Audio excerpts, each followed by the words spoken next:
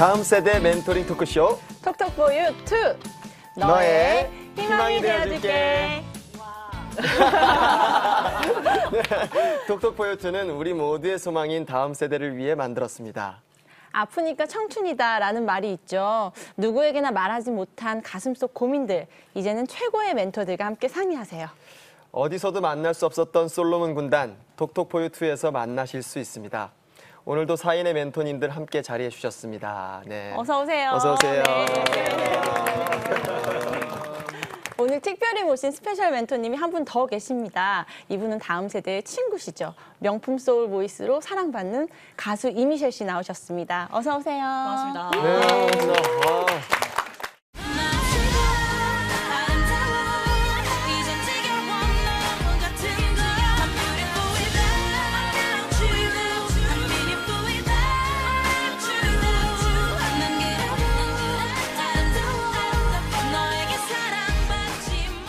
톡톡포유가 요즘에 좀 대세인 그런 프로그램이라고 네. 이야기를 좀 들었습니다. 역시 그래서 알고 있었군요. 대세인 프로그램에는 또 대세인 멘토를 할 수 있는 또 이미셸이 또 제격이지 않나라는 그런 생각을 또 해서 기쁘게 참여할 수 있어서 되게 영광이기도 하고요. 앞으로 진행될 그 시간들 가운데서 저희의 가정에 대한 이야기도 좀 많이 나누고 그리고 또 다른 청년분들의 그런 가정에 대한 이야기들도 좀 허심탄회하게 나눌 수 있는 그리고 복음으로 또 종결지을 수 있는 시간이 됐으면 좋겠습니다. 네. 마지막으로 톡톡포유2가 존재하는 이유는 바로 이분들 때문이죠.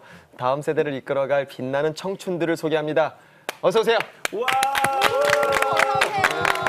예쁘다, 예쁘겠다.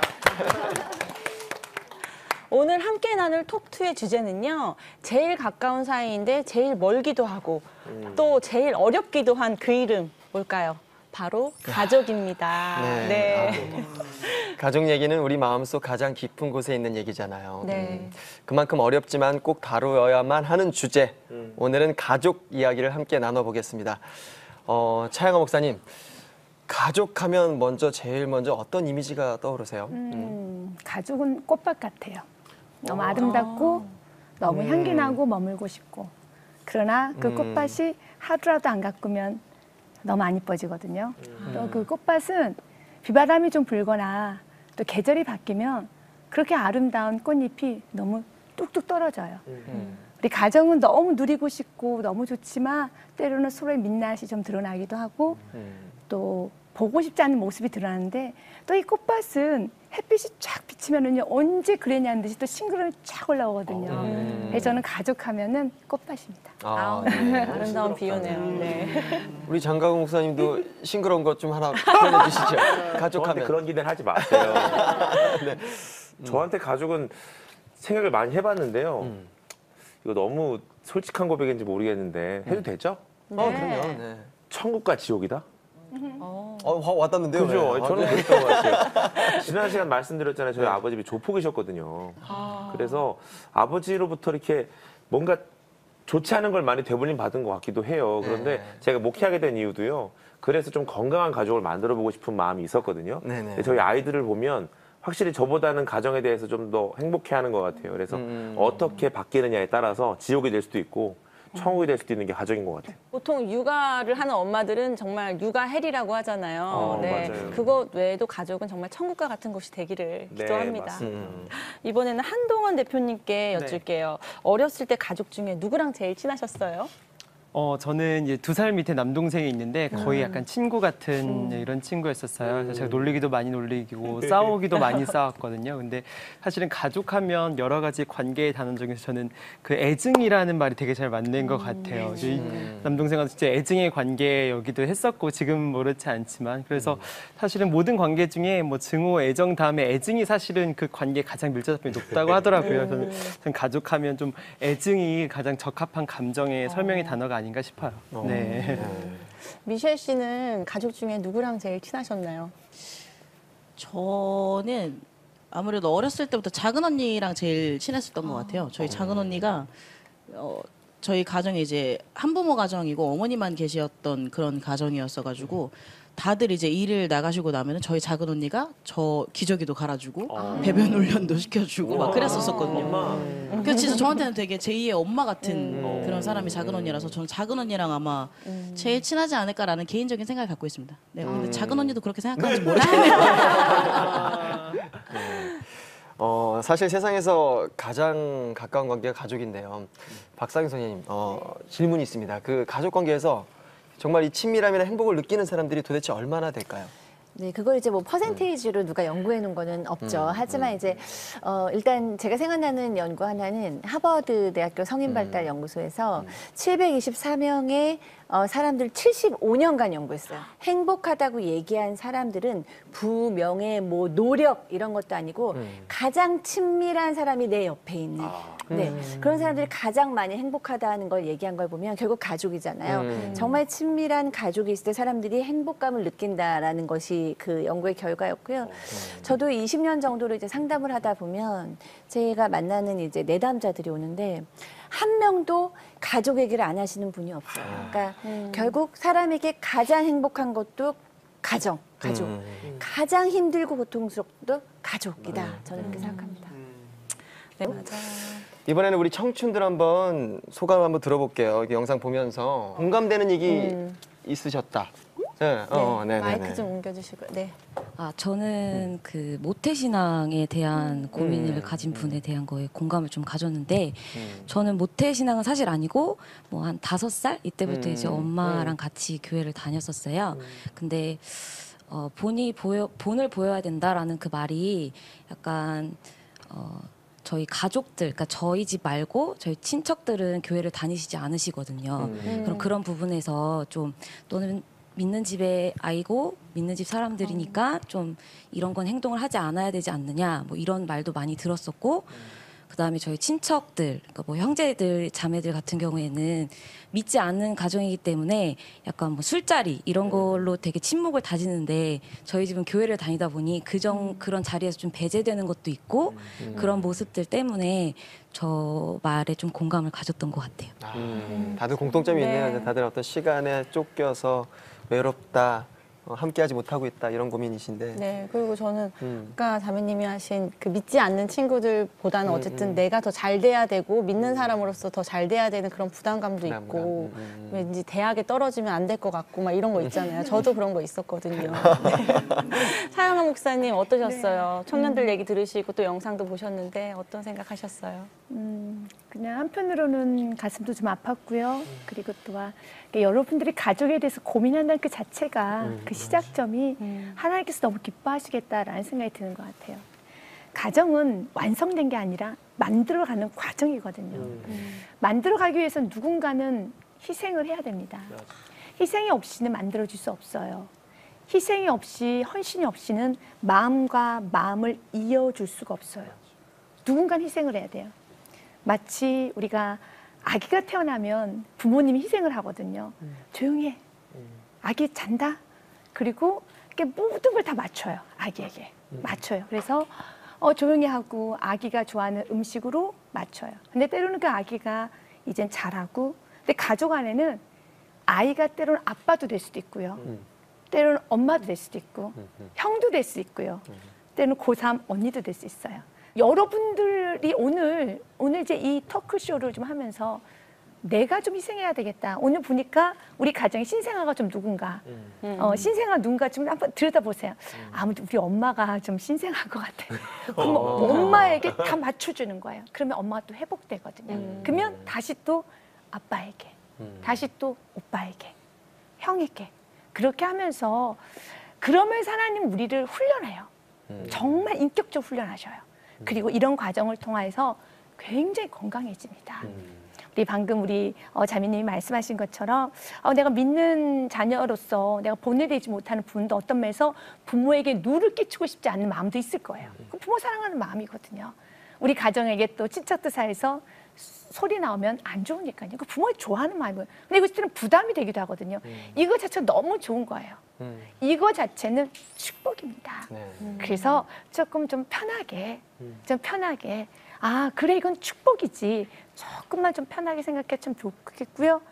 여러분들 너무 축복하고 싶어요. 저는요. 아니 가족에게 맞추는 그 자체가 성장이라는 어떤 너무 네. 좋은 말씀이셨던 것 같은데 우리 박상희 소장님은 청년 시절에 청소년 시절에 네. 이런 고민들 안고 사셨죠? 어떠셨어요? 그럼요. 누구나 다 그 시절에는 고민이 너무 많죠. 뭐 청년 시절이 지났기 때문에 다 공감이 되는데 오늘 얘기하신 분들 중에서는 같은 집에 사는데 너무 바빠서 얘기할 거 없다. 이제 요즘 제 얘기 같아요. 왜냐하면 제가 아이를 이제 키울 때 엄마로서 이 아이하고 얘기할 날이 천년 만년 있을 줄 알았어요.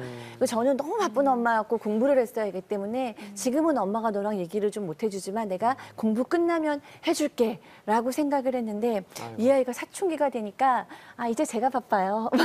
이런 식으로 되는 거죠. 이제는 제가 어렸을 때 필요했고 이젠 제가 바빠요. 이런 식으로 돼서 정말 가족 간의 의사소통은 노력을 해야 되는 거구나. 이게 저절로 시간 해결하는 게 아니었다라는 생각이 들어서 양적으로 질적으로 좀 노력을 해야 되는 부분 같은데 너무 바쁘니까 우리가 양적으로 마냥 가족들하고 시간을 보내는 건 사실 현실적으로 쉽지 않잖아요.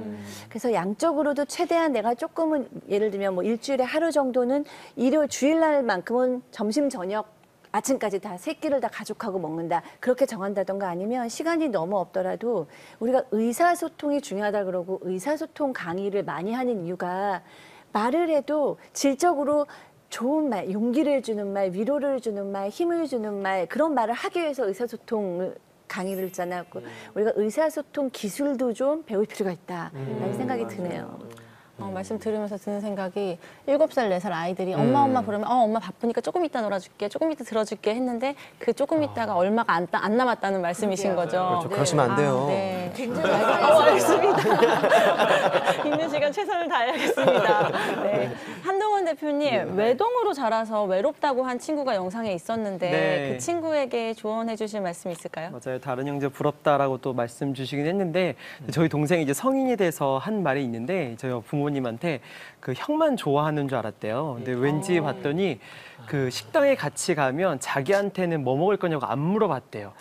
근데 사실은 이게 그럴 리가 없잖아요. 네, 정말 중요한 일인데 그럴 리가 없고 아무 의도가 없는 건데 동생은 이제 무의식 중에 그런 생각을 가지고 있었던 거예요. 근데 그러면 이 친구에게는 형제가 있는 게 좋았을까 없는 게 좋았을까라고 생각을 하게 되더라고요. 근데 그런 측면에서 보면은 한 외동이어도 장단점이 있고 둘이 있어도 장단점이 있고 정말 지연 MC님처럼 여섯이어도 장단점이 다 있는 것 같아요. 저도 다른 가정이 부러울 땐 있지만 다른 형제 관계를 부러워하는 행위 자체가 자기를 더 이렇게 고립되게 하지 않나라는 생각이 있어서 그 장단점을 명확하게 인지할 필요는 있는 것 같고 두 번째는 저는 이제 그 남동생이 이제 지금은 미국에 가 있거든요. 미국에 가 있어가지고 동생한테 잘해주고 싶어도 잘해줄 수가 없어요. 근데 사실은 관계상에 이런 결핍이 생기니까 저보다 동생인 친구들 보면 친동생 같아서 엄청 잘해주게 되더라고요.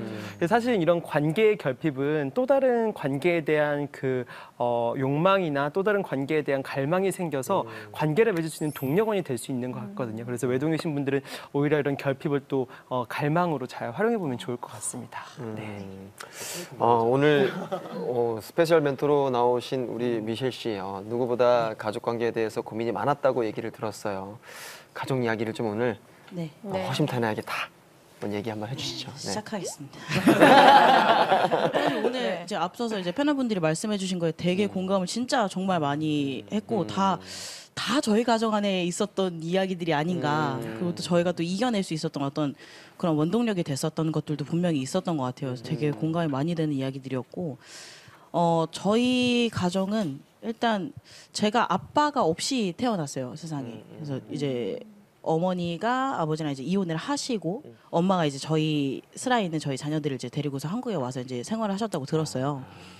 근데 그렇기 때문에 아빠가 안 계시고 엄마만 계시기 때문에 엄마의 역할도 엄마가 하셔야 되고 아빠의 역할도 엄마가 하셔야 되는 그런 매일매일이 이제 벌어지기 시작한 거죠. 근데 그러면서 이제 저희는 자연스럽게 엄마의 부재도 느끼게 됐고 아빠의 부재도 느끼게 됐고 그러면서 이제 뭐 형제들도 사실 사이좋게 지낼 수도 있었으나 어쨌든 온전한 부모 아래서 온전한 사랑을 받았다면 더 좀 수월하게 진행될 수 있었던 문제였겠지만 그렇지 않다 보니 뭐 재정 문제도 생기고 또 형제 간의 우애도 자꾸 틀어지는 일들도 자꾸 생기고 또 엄마가 제 기억으로는 엄마가 어렸을 때 저희한테 한 번도 아이고 이쁜 우리 딸, 뭐, 사랑하는 내 딸, 아이고 귀엽다, 뭐 이런 말씀을 한 번도 하신 적이 없었어요. 그리고 뭐 잘 자라, 뭐 사랑한다 이런 말씀을 해주신 적이 없었기 때문에 그런 것들에서 더 특히나 이제 부모님의 부재를 많이 느꼈었던 것 같아요. 그런 이제 감정적인 부분에서. 그런데 이제 다행히도 저희 가정 안에 이제 복음이 찾아오기 시작하면서 내가 가족들을 더 사랑하려면 어떻게 해야 될까를 고민을 하기 시작하는데 결국 그 정답은 성경 안에 있고 결국 내가 하나님과 온전하게 연합하는 데에서부터 비롯된다라는 걸 이제 스스로 깨달아가기 시작한 거죠. 그래서 가장 최근에 이제 그런 변화를 맞이하신 분이 저희 어머니신데 저희 어머니가 얼마 좀 한 1년쯤 된 것 같아요. 권사직분을 받으셨어요. 그때 또 제가 감사하게 초청을 받아서 이제 또 축하 이제 찬양을 또 부르러 갔었던 기억이 있었는데 아마 가정 안에 좀 이렇게 어려움이 있으신 그런 청년들이 계시다면 저는 정말 격하게 가정 안에는 예수 그리스도가 가장 중요하다. 예수 그리스도가 계시는 것이 아멘. 그분이 중심이 되시는 것이 가장 중요하다라고 권면드리고 싶고 그리고 아까 또 인터뷰 때 이제 아까 VCR 이제 봤었을 때 어떤 한 청년분께서 다 크리스찬이시지만 복음을 나누지 않는 것이 고민이다라고 말씀하셨던 분이 계셨었는데 저도 원래 그런 고민이 있었거든요. 네. 하나님을 믿는 가정 안에서 복음을 나누지 않는 것은 이거는 뭔가 그 영적인 흐름에 뭔가 방해가 될 수도 있겠다라는 그런 생각을 하기 시작하면서 그냥 제가 먼저 용기를 냈어요. 제가 살면서 학교를 다니면서 혹은 일을 하면서 그 소소하게 얻었던 혹은 뭐 크게 얻었던 그런 하나님으로한테 받았던 그런 은혜들을 엄마한테 먼저 나누고 작은 언니한테 나누고 또 미국에 있는 큰 언니랑 오빠한테도 막 나누기 시작하면서 복음의 이야기들이 꽃이 피우기 시작했었어요. 그래서 그런 고민을 갖고 계신 청년이 먼저 용기를 낸다면 진짜 좋은 그런 열매들이 맺히지 않을까라는 그런 생각을 합니다. 네. 정말 어떻게 보면 쉽지 않은 이야기일 수 있는데 이미 마음이 다 회복되시고 하셔서 이렇게 나눠주셔서 너무 감사합니다. 좀 네. 나눌 수 있어서 너무 감사해요. 네, 미셸 씨의 가정은 이렇게 믿음으로 회복이 된 케이스지만 아까 영상에서도 봤듯이 한 친구가 얘기했잖아요. 믿는 가정인데 믿지 않는 가정이랑 별반 다르지 않는 그런 모습으로 사는 가정도 많거든요. 장강호 목사님 어떻게 해야 목사님 가정처럼 화목하게 어머 어떻게 하셨지? 믿음으로 하나가 될 수 있는 건가요? 제가 사실 오늘 진짜 할 말이 많은 것 같아요. 왜냐면 가정에 대해서 가장 결핍이 많았기 때문에 좋은 가정 만들고 싶어서 목회도 한 거기 때문에 지금 청년들, 다음 세대들, 제가 만나는 많은 젊은이들이 대부분 다 가장 궁극으로 갖고 있는 문제가 가정 문제예요. 말 그대로 부모님께 인정받지 못하는 나. 내가 사회 속에서 인정받지 못하는 것을 그 자체로 보지를 못하고 보통 그러기 때문에 내가 부모님께 인정받지 못한다라고 연결 지을 때가 상당히 많거든요. 그래서 어떻게 하면 그런 가정을 만들 수 있을까 저도 고민을 해오면서 이 상담학적으로 보면 이게 선형적 사고라고 그래서 질문과 답을 같이 갖고 있을 때 어려움이 생기거든요. 순환적 사고를 해야지 가정이 회복된다고 해요. 말 그대로 어떤 질문과 답을 내가 가지고 오름의 싸움을 하면 안 되는데 보통 부모님들은 내가 옳아요. 맞아도 100번 맞아요. 내 말이 다 맞아요. 그리고 네 말은 다 틀렸어요. 그러니까 그 관점에서 대하니까 이제 부모님께 인정받고 싶은 나의 존재감으로 자꾸 발전되는 게 좋지 않은 방향으로 가는 거예요. 그래서 구원받은 사람들로서 자녀들을 믿어주는 게 진짜 믿음이 아닌가. 그러니까 우리가 믿음 갖고 우리의 옳음과 우리의 계산대로 아이들을 끌고 가는 게 아니라 그 아이들 됨을 인정하면서 믿어주게 되어진다라는 것이 그 아이에게 우리 부모님은 날 믿어줘. 이런 신뢰관계가 순환적으로 쌓이면 진짜 믿음의 가정이 되는 것 같아요. 그래서 그런 마음 갖고 우리 아이 예찬이를 다루고 있고요. 그래서 저희 예찬이는 저한테 돼지고릴라라고 부르지만 늘 깊은 관계를 만들어 유지하고 있습니다. 예. 아니 그 아드님 우리가 봤잖아요. 네. 굉장히 잘 믿어주시고 그 아이가 굉장히 자존감 있게 그 삶을 이렇게 살아가는 어떤 그런 에너지가 느껴졌어요. 너무 보기 좋았어요. 너무 잘하고 계신 게 느껴졌어요. 참 그 가족 문제에 대해서 청년들이 이렇게 고민이 많은 이유는 또 그만큼 행복한 가정을 이렇게 갈구하는 어떤 그런 꿈이 있기 때문일 텐데 관심이 없으면 뭐 고민을 또 왜 하겠어요. 그렇죠? 맞습니다. 네. 가족 관계에 관한 고민 정말 많으시죠. 톡톡포유2에서 여러분의 고민을 몽땅 접수하겠습니다. 스튜디오에 나온 청년들뿐만 아니라 전국 해외 땅끝 청년들도 함께 참여하실 수가 있는데요. 박지원 씨, 어떻게 참여하나요? 네. 야, 이런 거 참 어려운데. 자, 여러분의 고민을 SNS로 보내주시면 됩니다. 페이스북과 유튜브, 인스타그램과 제작진 이메일로 여러분의 걱정거리, 근심거리 다 보내주세요. 사연이 채택되신 분들께는 제작진이 정성껏 마련한 아주 특별한 선물도 보내드립니다. 첫 번째 사연은요, 인스타그램을 통해 최서연 씨가 보내준 사연입니다. 소개해 드릴게요. 안녕하세요. 저는 완벽주의 엄마 밑에서 25년을 산 딸 최서연입니다. 남동생도 하나 있는데요. 제가 딸이라서 그런지 엄마는 유난히 저에게만 집착하세요. 어렸을 때부터 양말 하나, 머리핀 하나를 제 마음대로 선택해 본 적이 없고요. 뭐든 다 엄마의 허락과 승인을 받아야만 했답니다. 얘, 너는 지금 그 스커트에 블라우스가 어울린다고 생각하니? 이걸로 갈아입어! 여자는 자고로 장미 같아야 하는 거야. 장미가 아무리 예뻐도 가시 때문에 함부로 못 꺾는 거 알지? 결혼하기 전까지는 무조건 튕겨. 도도한 게 생명이다. 안 돼. 그런 색은 너한테 안 어울려. 이 색이 낫겠다. 이걸로 사. 아이고. 그런 엄마 덕분에 저는 결정장애가 생겼습니다. 내가 하고 싶은 게 뭔지, 내 성격이 어떤지 솔직히 잘 모르겠고요.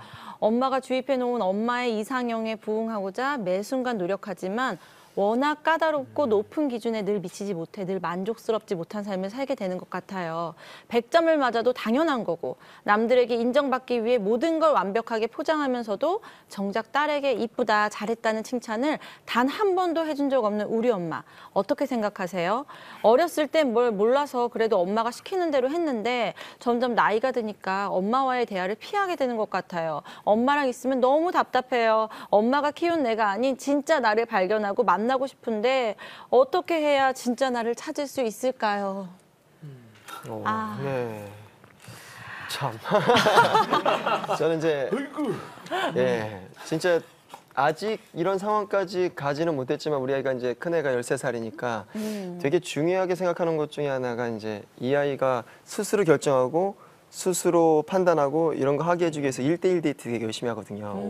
1대1 데이트를 해서 조금 뒤에 빠져서 이 아이가 하는 대로 따라가 주는 거예요. 맞아요. 그래서 혼자 버스 타게 해주고 이렇게 구경 같이 해주고 이제 얘가 하는 말에 조금 같이 공감해주고 이런 좀 훈련 나름 즐기면서 하고 있는데 근데 이게 지금 같은 여자라서 그런 걸까요? 이 상황은 이게 자신이 원했던 거를 이렇게 딸을 통해서 이루기를 원하시는 그런 엄마들이 더러 있잖아요. 어떤 그런 집착, 약간 그런 거 느껴지는데. 샤론 씨 어머님은 어떠셨어요? 저희 엄마 조금 그랬어요. 솔직하게. 어머니 안 보시는 거죠? 아니, 솔직하게. 아니, 네네. 나쁘다는 것만은 아니고. 네네네. 이제 저는 이제 어릴 때 할머니, 할아버지가 키워주셨는데, 20살 이후에 제가 21살 때 미스코리아 대회에 혼자 나갔거든요. 그래서 네, 미스코리아가 되고 나서 너무 좋아하시면서 이제 엄마가 대리 만족을 하시는 거예요. 그러니까 엄마도 20대 초반에 목사님, 사모님이 되셔서 못 해본 게 너무 많으신 거죠. 그래서 뭐 이렇게 입어라, 뭐 이걸 해봐라, 저걸 해봐라 이런 식의 어머니의 대리 만족이 있었는데 저도 그래서 그때 제일 많이 부딪혔죠. 그래서 저는 빨리 시집을 갔어요. 아니 근데 지나고 보니까 조금 이해를 할 수 있겠더라고요. 근데 저희 엄마는 조금 다르게 칭찬을 굉장히 잘해주셨거든요. 이렇게 하니까 너무 예쁘다. 이런 칭찬에는 인색하시지 않았는데 서연 씨는 참 힘들 것 같아요. 그 칭찬이 전혀 없는 분이셔서 네 이런 엄마와 사는 서연 씨의 마음을 우리 차영아 목사님께서 어루만져 주실 수 있을 것 같은데, 네. 어루만져 줘야겠네요. 네, 참 힘들겠죠. 어루만져 줘야겠어요. 네, 어루만져 줍니다. 네, 우리 서연 씨, 이 방송을 보고 있는 우리 서연 씨, 너무, 정말 너무 오랫동안 너무 힘드셨겠고, 또한 너무 정말 다시 한번 회복되었으면 좋겠는데요. 진정한 위로는, 뭔가 또 소망이 있어야 되잖아요. 저는 가족에 대해서 할 때는 가족은 사랑이에요. 어찌됐든지 사랑입니다. 그러니까 지금 이제 이 사연을 들으면 모두 다 어떻게 이럴 수 있어 그러거든요. 이러면 이제는 가족은 회복이 안 돼요. 이제 이러면 가족은 회복되지 않습니다. 그럼 이 딸도 원하는 건 어머니에게 인정받는 거거든요. 인정을 받으려면은 이젠 좀 마음의 문을 열고 어머니 편에서 한번 가보자는 거죠. 그러니까 어머니께서 왜 딸의 너는 장미꽃처럼 좀 도도하게 튕겨라. 왜 그랬을까요? 이 아이가 정말 사람들에게 존경 받으라고 최고의 극상품으로 내 딸만큼 극상품으로 뭐 대리 만족일 수도 있겠지만 이 사회에서 내 딸을 최고로 키우고 싶은 어머니의 마음이죠. 근데 그 어머니는 그걸 뭘로 표현했었냐면요. 도도함 또한 튕기는 거. 그리고 또한 이렇게 좀 이렇게 세게 보이는 거. 어머님이 누군가 칭찬을 못 해준다는 거, 어머님 칭찬을 받아본 경험이 없다라는 거예요. 잘은 모르겠지만 남편에게도 칭찬을 받아본 경험이 많이 없다라는 거죠. 따님이 해주셔야 돼요. 역시 엄마 센스, 역시 엄마가 골라준 블라우스 최고야. 역시 엄마 최고야. 라고 하면 야냐, 너도 센스 있어. 곧바로 칭찬 옵니다. 어찌됐든 가정은 회복돼야 돼요. 왜냐하면 서현 씨가 원하는 건 엄마하고 단절이 아니거든요. 엄마에게 칭찬을 받고 싶다라면 엄마하고 같이 가야 돼요. 그래서 좀 이 부분이 좀 도움이 됐으면 좋겠습니다. 아니 오히려 그런 엄마를 넉넉히 품어줘라. 네. 그러니까 엄마도 이런 말 있잖아요. 엄마도 엄마가 처음이라 그래. 맞아요. 그런 엄마를 이제 맞아요. 오히려 넉넉하게 품어줌으로써 그게 선순환되는 어떤 그런 효과에 대해서 말씀하신 것 같아서 너무 신선했습니다. 저는 오히려. 저도 와닿은 게 네. 저도 엄마가 되고 보니까 엄마의 모습들이 정말 많이 보이고 그 위로와 그 상처들이 힐링이 되는 게 분명히 있더라고요.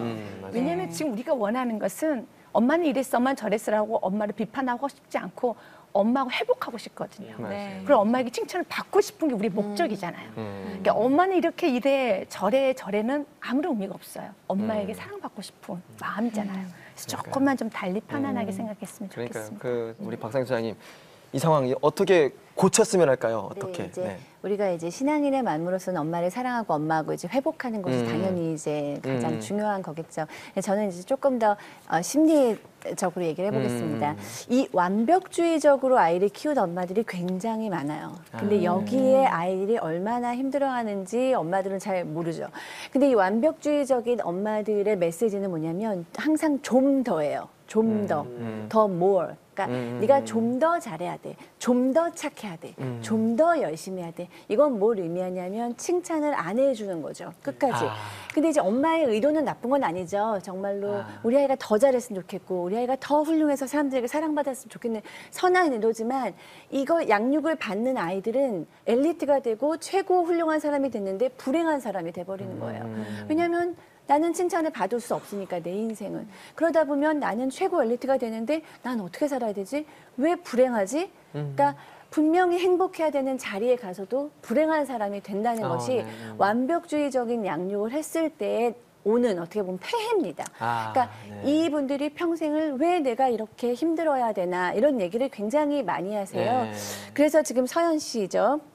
서현 씨가 그러다 보니까 난 결정장애가 왔어요 라고 얘기를 하는데 뭐를 결정하지 못하는 결정장애가 제가 봤을 땐 가장 중요한 문제가 아니고 서현 씨 스스로라도 나를 이제 칭찬해 줘야 돼요.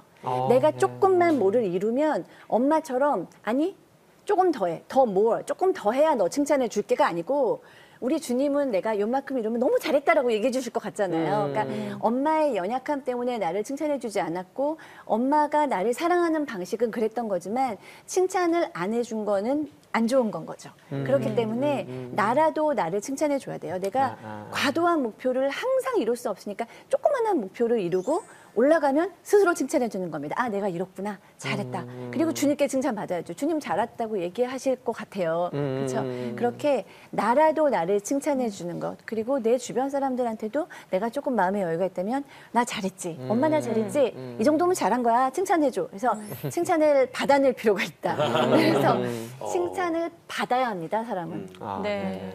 서현 씨 보고 계시죠? 네, 스스로 칭찬 꼭 필요합니다. 네. 한동원 대표님, 만약 이런 분이 본인의 어머니시라면 네. 어떠실 것 같으세요? 네, 맞아요. 이제 사실은 한국의 많은 부모들은 정도의 차이가 있지만 이러한 양상들은 다 나타나는 것 네. 같거든요. 그렇기 때문에 자녀, 저를 포함한 저도 이 부모가 인정할 수 있도록 열심히 하는 것, 그랬을 때 모든 것이 되는 것.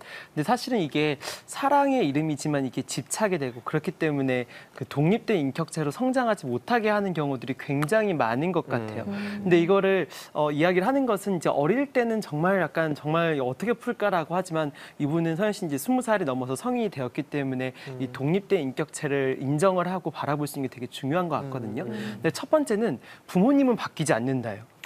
부모님이랑 이렇게 만나가지고 막 얘기를 하고 막 이래서 내가 틀렸네. 그래도 부모님은 절대 바뀌지 않아요. 그래서 바꿀 욕심을 버리는 게 되게 좋은 것 같아요. 그냥 그 자체로 인정하는 것. 부모가 자식을 인정하는 것처럼. 그래서 부모는 절대 바뀌지 않는다. 근데 그렇게 듣고 오니까 두 번째 제가 든 생각은 이러한 잔소리들이 옛날에 너무 듣기 싫었는데 성인이 돼서 들으니까 뭐 이거 좀 들어주지 뭐 약간 이런 생각이 들더라고요. 뭐 하라고 하면 하고 뭐 밥 먹으러 먹고 뭐 그냥 뭐 그게 그렇게 어려운 거겠어요. 그냥 들어주면 되는 건데. 근데 사실은 부모님의 그러한 결핍에서 오는 그런 행동이 있으면 그냥 내가 받아주고 넘겨주는 것. 이게 사실은 굉장히 좀 중요한 것 같아요. 근데 그럼에도 불구하고 절대 못 받아들이는 거 있잖아요. 저 같은 경우는 어머니가 이제 20대 때부터 빨리 결혼해라 이런 거 항상 말씀하시고 뭐 사업하는 거 이런 것도 사실 부모님 절대 용인할 수 없잖아요. 근데 사실 이런 거는 막 어머니 막 우시고 막 이러셨는데 근데 그럴 때 저는 약간 이제 투자자를 대하듯 그래서 제가 막 프레젠테이션을 했어요. 막 이렇게 하고 뭐 요즘 쇼미더머니의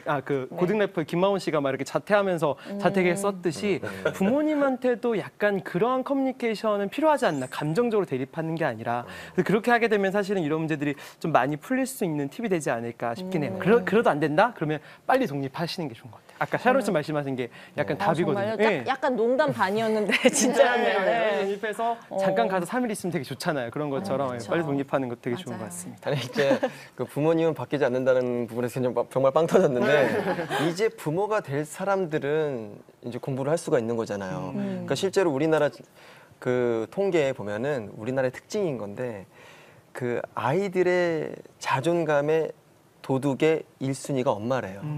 그러니까 오히려 엄마들이 아이들의 자존감을 더 무너뜨리는 그런 나라의 문화 속에 있다는 거예요, 엄마들이. 그러니까 그런 엄마들이 좀 이제 교육을 받고 좀 이런 부모 교육 받으면서 이렇게 좀 성장을 할 필요도 있다는 생각이 좀 들어요. 지금의 이제 나이가 드신 이제 부모님들 바꿀 수는 없지만 이제 엄마가 되실 분들은 그런 의미에서 우리 미셸 씨는 이 다음에 어떤 엄마가 되고 싶으세요? 저군요. 어떤 엄마가 되고 싶으세요? 저네요. 저래요. 네. 저는 일단 저희 엄마를 보면서 이런 엄마의 모습은 진짜 본받으면 좋겠다라고 생각했었던 건 뭐였냐면 저희를 방생해 놓고 키우셨어요. 그 목장에다 소들을 이렇게 방생해 놓는 것처럼 너네 하고 싶은 거 다 해라. 약간 이렇게 키우셔서 이거 해 이렇게 말씀을 하시진 않으셨어요. 그래서 뭐 공부를 뭐 강요하는 뭐 부모님이라든지 뭐 그런 모습은 사실 저희 엄마한테는 없었고 제가 처음으로 음악을 하기로 결정을 하고 저 이렇게 좀 진지한 이야기를 엄마한테 말씀을 드릴 때 저는 이렇게 무릎 꿇고 사극 찍듯이 어마마마 드릴 말씀이 있으면 이렇게 말씀을 드렸었는데 제가 음악을 하고 싶어요. 근데 이제 실용음악 학원을 다녀야 되니까 저를 좀 도와주십시오라고 말씀을 드렸어요. 그랬더니 엄마가 그때 안 그래도 또 재정 형편이 굉장히 또 어렵게 지내던 때였었어가지고 어머니가 말씀하시기를 지금 집안 상황 어떤지 네가 알지 않느냐. 그 뭐 실용음악 학원 다니는 큰 돈은 아니지만 그 정도의 돈도 사실 집에서는 지원을 해줄 수가 없다. 그러니까 네가 정말 하고 싶으면 해라. 하는 건 막지 않겠다. 대신 네가 벌어서 해라. 이렇게 말씀을 하시는 거예요. 제가 아르바이트를 하면서 직접 번 돈으로 11조부터 먼저 떼고 그다음에 학원비를 내고 남은 돈을 다 엄마를 드렸어요.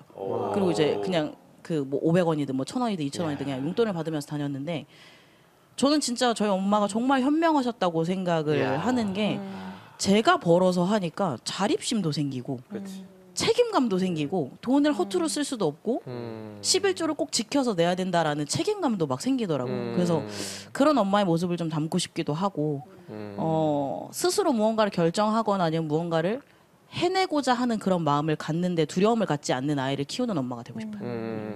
어쩌면 그런 입장이기 때문에 서현 씨한테는 참 서현 씨의 입장이 되게 안타깝게 느껴지시겠네요, 오히려.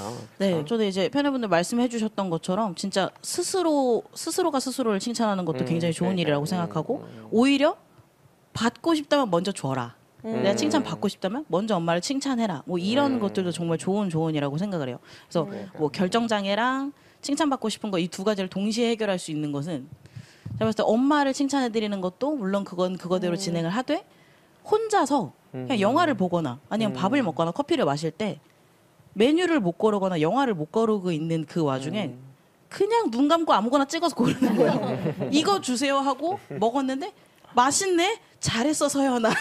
이렇게 칭찬을 하면 아마 결정장애도 칭찬을 받고 싶은 그런 마음도 조금은 해소될 수 있지 않을까라는 생각이 좀 들기도 하네요. 그러니까 서연 씨가 이제 혼자만의 시간을 이제 엄마한테 독립돼서 이제 혼자만의 시간을 많이 갖는 게 좋을 것 같다라는 얘기하셨는데 제가 이제 애들 많이 키우잖아요. 그렇죠.